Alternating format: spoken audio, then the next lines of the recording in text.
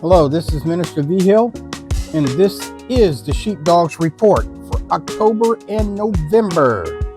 Please remember to subscribe, or you can like us, or you can share, or you can leave a comment, or you can do all four. The first story comes from the ACLJ. The ACLJ demands that the Army immediately apologize for classifying Operation Rescue as a terrorist group. Not only was it Operation Rescue, but it was other pro-life organizations. Also, anybody with this is the weird part. Anybody with the license plate that said "Choose Life," sidewalk counselors, anybody. They sent a warning letter to the Army. They had a training program, and a lot of people are saying, "Well, what's the big deal?" Well, if the wrong person becomes president, they can use the Army against pro-life activists in a certain situation. So that's I'm not sure how that's going to turn out, but this is the first step. Godspeed on that. The second story also comes from the ACLJ. This was a demand letter for Ashley's Furniture. What Ashley Furniture they had forced an employee to start working on Sunday. Well, this goes against what's called Title VII, which guarantees employees are given a chance to request religious accommodations for workplace requirements that conflict with religious practice. In other words, if you normally go to church on Sunday and they change your hours, you are entitled to file a request for your religious rights. There's the second case from them. Let's go to the third story. Actually comes from the Washington Times, and also comes from a second source called the AP. Now, what they're saying is major corporations are abandoning the Human Rights Index report card. Now, in case you didn't know, most what we like to call woke corporations, but most companies now are under a report card that comes out each year by the largest human rights campaign, which is the largest LGBT lobby there is in America, or actually the world. Normally the companies, they jockey for positions to get an A, but what's happened because of the DEI programs and how they're starting to backfire on big corporations, starting with Coors, Ford, Harley Davidson, and Lowe's, and there are others that's not mentioned in the article, are rejecting this. Now, we as Christians, we would call that a win. However, you still have to deal with what's called ESGs, which is environmental social governance. Now, that's more global. The ESG can take the place of what used to be the index.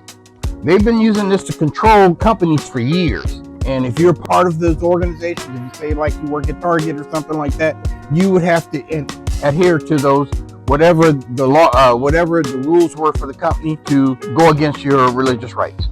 In another related story, this comes from Harbinger's Daily. Harbinger's Daily reports that Huntington Beach City approves a parent's rights to know ordinance. That's what it's called. And what it does is it prohibits educators who work throughout the city from keeping info about minors, children hiding from their parents' transgender medicine and affirming care. In other words, if you work in the city, this is the first time a city has actually went against what's called AB 1955, which was turned into law by Governor Newsom. We talked about that in recent reports. So what you're starting to see is this groundswell of organizations and counties. In fact, we got another story. This comes from the California Family Council. A state judge has made a permanent injunction against AB 1955. It started in Chino Valley Unified School District. Sonia Shaw says this: for too long, Bonta and Newsom have pushed harmful agendas to strip parents from their fundamental rights to know what's happening in their children's lives. Has been rejected by the courts. So, from what I understand, there's 3 parts to AB 1955, and 2 of them were struck down, therefore canceling the 3rd one. So it might be just temporary, but as for right now, people are seem to be taking advantage. The last story, this comes from LifeSite. LifeSite News reports that 83 Christian schools have ties with Planned Parenthood and big abortion. This comes from the Students for Life, and the president of Students for Life, Kristen, put this up on her X account. And what they did was like a report card of a lot of Christian schools throughout the United States. One school in particular, Emory University of Atlanta, had Planned Parenthood in the students' health on the website. Now, keep in mind, is not only Planned Parenthood the biggest pusher of abortion, but they also push the abortion pill. They also push, guess what?